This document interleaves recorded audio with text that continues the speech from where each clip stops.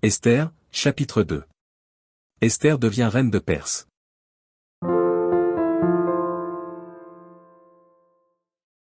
Après ces choses, lorsque la colère du roi Assuérus se fut calmée, il pensa à Vasthi, à ce qu'elle avait fait, et à la décision qui avait été prise à son sujet. Alors ceux qui servaient le roi dirent, qu'on cherche pour le roi des jeunes filles, vierges et belles de figure.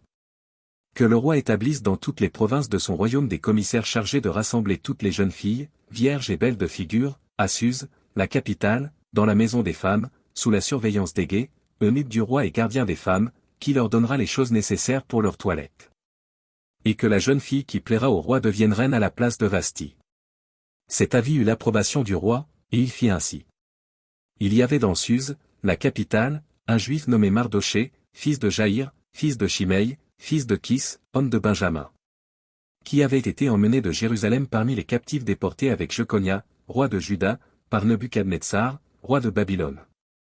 Il élevait Hadassa, qui est Esther, fille de son oncle, car elle n'avait ni père ni mère. La jeune fille était belle de taille et belle de figure. À la mort de son père et de sa mère, Mardochée l'avait adoptée pour fille. Lorsqu'on eut publié l'ordre du roi et son édit, et qu'un grand nombre de jeunes filles furent rassemblées à Suse, la capitale, sous la surveillance d'Hégaï, Esther fut aussi prise et conduite dans la maison du roi, sous la surveillance d'Hégaï, gardien des femmes. La jeune fille lui plut, et trouva grâce devant lui, il s'empressa de lui fournir les choses nécessaires pour sa toilette et pour sa subsistance, lui donna cette jeune fille choisie dans la maison du roi, et la plaça avec ses jeunes filles dans le meilleur appartement de la maison des femmes. Esther ne fit connaître ni son peuple ni sa naissance, car Mardochée lui avait défendu d'en parler.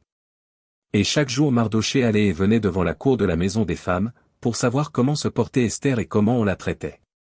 Chaque jeune fille allait à son tour vers le roi Assuérus, après avoir employé 12 mois à s'acquitter de ce qui était prescrit aux femmes. Pendant ce temps, elles prenaient soin de leur toilette, 6 mois avec de l'huile de myrrhe, et 6 mois avec des aromates et des parfums en usage parmi les femmes. C'est ainsi que chaque jeune fille allait vers le roi, et, quand elle passait de la maison des femmes dans la maison du roi, on lui laissait prendre avec elle tout ce qu'elle voulait. Elle y allait le soir, et le lendemain matin elle passait dans la seconde maison des femmes, sous la surveillance de Shashgaz, eunuque du roi et gardien des concubines. Elle ne retournait plus vers le roi, à moins que le roi n'en eût le désir et qu'elle ne fût appelée par son nom. Lorsque son tour d'aller vers le roi fut arrivé, Esther, fille d'Abishaïl, oncle de Mardochée qui l'avait adoptée pour fille, ne demanda que ce qui fut désigné par Hégaï, eunuque du roi et gardien des femmes. Esther trouvait grâce aux yeux de tous ceux qui la voyaient. Esther fut conduite auprès du roi Assuérus, dans sa maison royale, le 10e mois, qui est le mois de Tébet, la 7e année de son règne. Le roi aima Esther plus que toutes les autres femmes, et elle obtint grâce et faveur devant lui plus que toutes les autres jeunes filles. Il mit la couronne royale sur sa tête, et la fit reine à la place de Vasthi.